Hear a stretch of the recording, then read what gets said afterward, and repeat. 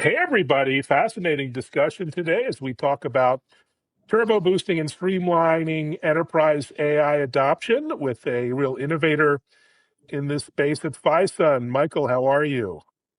I'm doing good. How are you? I'm doing well. Thanks so much for joining. I've been familiar with you guys for many years, CES in particular, but Mhm. really going to dive into your on-premise AI work in the enterprise, sounds fascinating. Before that, maybe introduce yourself and what does Phison do today? How do you describe the company and the mission you're on? Great. Yeah, like a little introduction for Phison. So Phison has been around for 25 years. This is our 25th anniversary. We have been focused on bringing the best storage. It could be any removable storage, a smartphone storage, industrial storage, and now server storage, and also space storage all over the world, right? And I'm the president of US, and we're just bringing out new, faster storage, and also something exciting to share here is how do we make the storage also add to the AI experience. So very exciting to share more of that. Fantastic. And up until the AI boom of a few years ago, storage was a pretty quiet sort of back office topic, but it Yes. really is risen to the forefront. Why is that? Why are enterprise teams caring now much more about storage and efficiencies and scaling and so forth? Great question. So I think a one simple sentence from Jensen Huang kind of said it all, right? Memory and storage now become the AI bottleneck, right? If you think about it, AI is growing so fast, and when the industry leader is committing every single year refresh of a platform, it changes everything. It changes energy, how fast people build the power. It changes how fast the innovation around heat dissipation and water cooling, liquid cooling have to go. But it's going so fast that people forget. Okay, you have HBM memory, you have DDR memory, but when the companies are spending tons and tons of money building large model, do they make money building large model, training large model? No. What makes money is the inference, where you are taking that large model and trying to run the inference everywhere. And because inference generates a lot of data, and data needs to reside on the storage, and so the need and demand of storage now shifted to the storage because it's impacting the inference experience because uh, um, all the questions, context length, a context memory has to store somewhere, and it just create a big demand for a storage for AI today. For sure. And you dropped some pretty big news at the beginning of the year, right at CES. It's hard to believe it was only a few weeks ago. But Yeah. what's the headline there? What do people need to understand about the news, the architecture that you announced? Oh yeah. Something exciting is that, and coincidentally, that 2 years ago we announced that memory, SSD really need to augment the memory. At the beginning, it was for fine tuning and training. So we're taking the best of the large training model, and then use the SSD to add to the total pool that allows to training the large or fine tuning the large model, even at the a laptop level or workstation level, right? Instead of spending millions and millions building GPU base, right? But fast forward 2 years now, right? The whole industry changed to inference, right? Like I said, what NVIDIA announced about how storage is actually going to help the inference experience now. We are just bringing it to the laptops, the consumer laptop. You see a lot of consumer applications. So what we have announced is that we are using the storage to expand the memory of a very memory limited edge AIPC devices. Our vision is that every single PCs can be an AI PC with the help of a storage to be used as a cache. And the timing is perfect because we are in probably one of the worst shortage super cycle of both DRAM and NAND. And because of the shortage of DRAM, the OEM, the PC OEMs are struggling to put enough DRAM onto every single laptops. And so a different way to think about this, and this is what we come into the puzzle, is why can't we use a storage and take a portion of that storage be a cache so that you can reduce your DDR memory requirement, right? And that concept just very well accepted. It unlocks all the shortage issues of AIPC build out for this year. And people ask, hey, how long is this shortage going to be? I think from a lot of analysts' data, at least 2 years. In the next 2 years will be still very short. And then, our CEO also share like this whole decade is going to be tight in general, right? So I think that the validation of a inference requires SSD to augment the memory. It's a validation point, and then we're just bringing it out to the entire, every single devices in the world. Fantastic. So this sounds really powerful. Sounds like I might be a customer. I've had to upgrade my PC. I'm running some things locally in OpenCloud and all kinds of things going on now. And so I imagine that's happening by the millions. But who's the ideal customer? Is it enterprise wide? Is it developers themselves or other kind of teams? Yeah. As you know, right, AIPC hasn't been sell well, and part of it is the applications. So at the beginning, it's very important to train the trainers. We are targeting at people who want to learn about AI and the AI developer. So higher education researchers who actually wanted to invest in themselves and build a developer machine that's able to train larger model to do a lot of inference. That's the first persona we're targeting because they know that they need a affordable equipment to do what they need to do.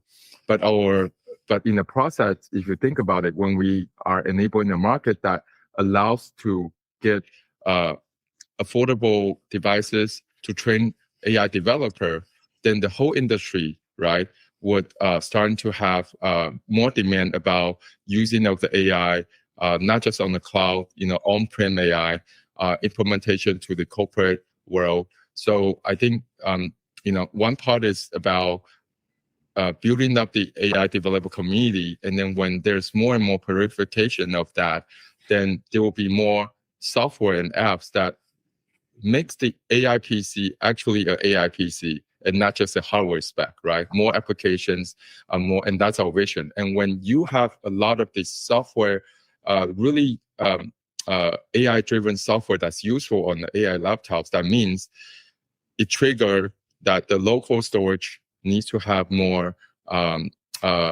memory, and that's where our hybrid SSD, which have a cache to augment the memory, will be very beneficial. Fantastic. So if I'm a CIO or maybe a CTO with teams of developers around the world, how do I get access to this technology? Is it through certain OEMs? Do I work with you directly? Is this something in production soon? Yeah, so our first target is to really enable the OEMs, right? So, and even before then, we are enabled with all the key GPU and CPU, chipset companies to enable. So what's measured behind our SSD that allows to expand the memory is there's one thing called adaptive middleware, right? The technology is called adaptive. People ask me, why do you call adaptive, right?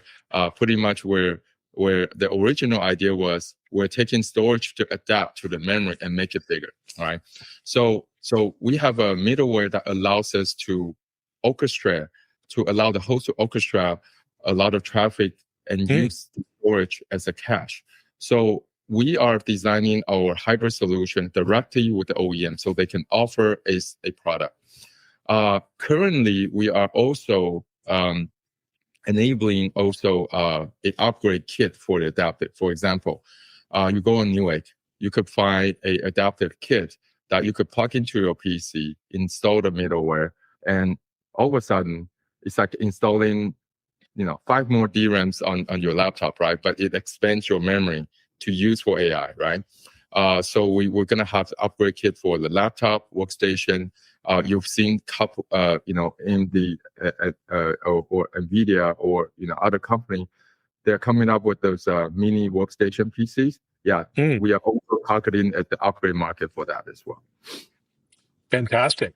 So you've been in this journey at Phison, I think, for a long time, almost 20 years. You've seen all the ups and downs and twists and turns of the industry. Where are you, do you think, in terms of moving from this mode we're in right now, a lot of experimentation and testing and early proof of concepts, to mainstream deployment? Where are we in this cycle, do you think? Yeah, as you could see, right, if you kind of reflect to the internet days, right, there's a period of time where building infrastructure. And then about 2007, a few years later, after you build the infrastructure, about 7 years to be exact, iPhone happened. And then it opened up the floodgates for all the smartphones, which triggered more demand on the cloud, right? So when the AI starts, right, if you think about it, right, I think ChatGPT, when it started to have real end user adoption, 23, right? And from 23 to all the way to last year, it was building that architecture. People are actually still spending this year and next year, right? How about the edge devices? How about the laptop, everything, right? It will be part of the puzzle. So I would say we are very early right now, right? We are investing. Companies are starting to make money now, but not to at the rate that it will be. It will kind of balance the spending, but they're looking at the long-term vision, and the long-term vision probably is 3-5 years. We're at the beginning of the cycle, and like I said before, we don't think it will happen unless AI is at every edge servers or edge laptops, and also physical AI. AI doesn't live on the computer. It has to live as a robot or thing, because we interact with physical world, right? So we're very beginning, and when we are starting to get the AI so wide and everywhere, and also physical AI, that means that the memory that allows AI to run smoothly will continue to be a bottleneck. And we think that there's a really good potential for adaptive to unlock all the opportunity. Fantastic. And so you're an integral part of this whole supply chain. Are you a fabless company, or do you manufacture your own, silicon solutions? And how's the supply chain looking for the next 2-3 years from your unique point of view? Great. So at its core, so we are a NAND solution company. And one of the critical components of the NAND solution is the controller. So we are a fabless company. We design the controllers, and then we fab it at TSMC or UMC or other fab houses. But we do have a capability for a vertical integration from designing controller that fab at the TSMC or UMC, going to design it on a PCB board and put it into validate it and put it in the same product. And then we have brand partners to bring out the whole solution to the market, right? And recently, we actually have a Pascari enterprise lineup, which we are even going to the channels with our own brand. It's called Pascari. Okay.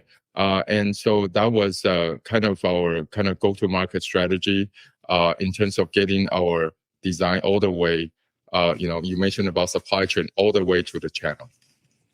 Great. And exciting. What are you excited about this year? I mean, you have a couple of big events ahead, but what's on your radar for the next few months? What are you focused on? Well, one of the main thing is this is definitely another challenging year for memory shortage, right? And under the memory shortage, or we have to kind of step back and think what is our role in this situation and what is the best path for the company, right? So we're really focused on how, given the amount of storage, and obviously we work really hard to secure the NAND flash memory so we can make devices, is how do we value add on every single piece of NAND that provides additional value, and not just to maximize the profit, but also show to our NAND supplier, why do they allocate NAND to us, right?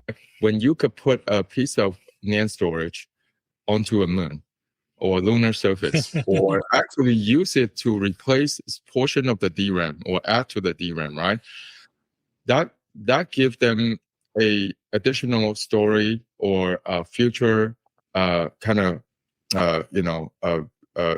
kind of long-term thing of even when the investment super cycle of the AI subside, right?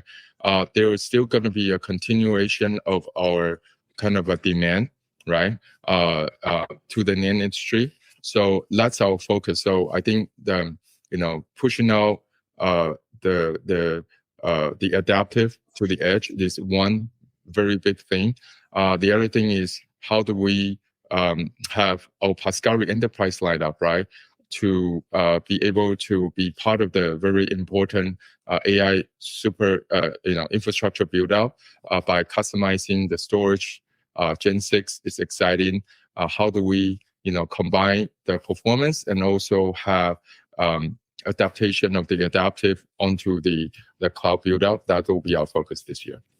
Well, that'll certainly keep your hands full. Thanks so much for joining and just sharing a peek behind the curtain in an industry that very few people really understand. So much appreciated insight. Yeah, I enjoyed the conversation a lot. So thanks for inviting me. Thank you. And thanks everyone for listening, watching, checking out our TV show as well at techimpact.tv. You can find it on Bloomberg TV and Fox Business. Thanks, Michael. Thanks, everyone. Thank you.